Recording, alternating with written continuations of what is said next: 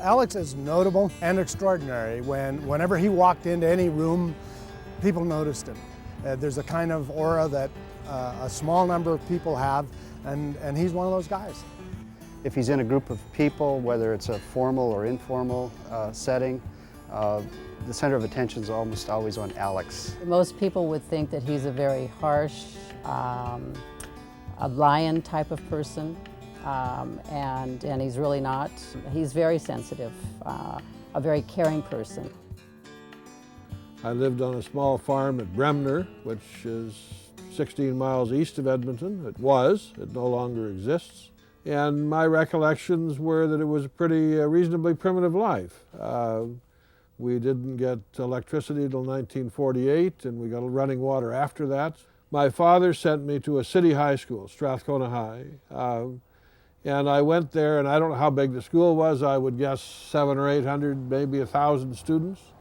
They all knew each other, and I knew no one, and it was a very, very lonely experience. When I finished high school, it was a very unhappy period. I brought my high school books home, and I put them in the middle of the yard, and I poured some gas on them, and I burned them.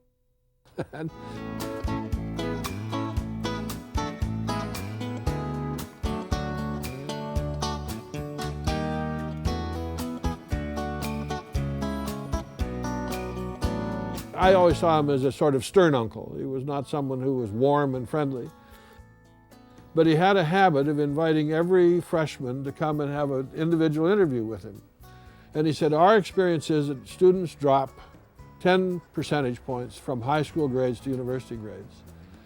And our passing grade here for you to stay in good standing in the college is 60%.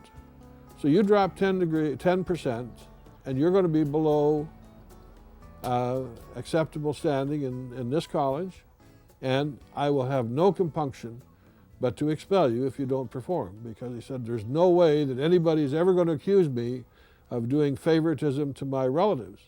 I didn't expect to be treated favorably, but I didn't expect to get that kind of a sort of between the eyes shot.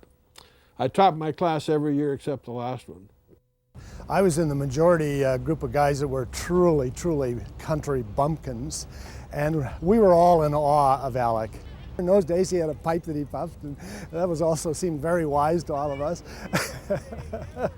He was married as an undergraduate, and the rest of us were still trying to get dates, sometimes with success. And so all of those things were really quite different. He was worldly.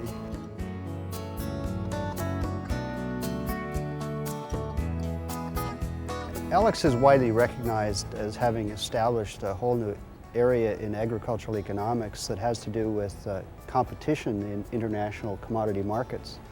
His work dealt with the grain industry, and this has become more and more important over time given the movement towards greater concentration in the industry and a fewer number of world players. And this has had a tremendous impact on the profession.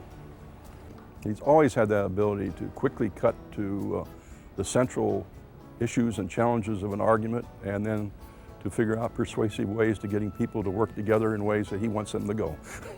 That's a hallmark of his, always has been. He's a great humanitarian. He cares a lot for the poor people of the world, and he's just sort of forever giving of his time and expertise to help the cause and the plight of the less fortunate in the world. And I must confess that after 5 years at the World Bank, I came back to Davis and I said, what a crock I taught. Because I would have never taught the course the way I did after my experience at the bank. So I think the bank experience was an enormous eye-opener to me in terms of how you think about things when you're doing it from an academic perspective, as opposed to being out on the ground looking at a project in a Bangladesh village. He can listen to people. He's a listener. He's not one that interrupts somebody when they're talking to him. And I think a lot of people say that they listen, and they really don't. They exchange, and he's a listener. Always very sensitive to any time anybody has a illness or hardship in the department. He's among the first to want to know how you're doing, if there's anything he can help with, and he's a very human person. in all regards.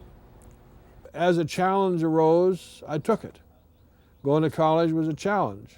My uncle made it a real challenge, and so I did very well in college. I learned a lot. I became very interested in economics.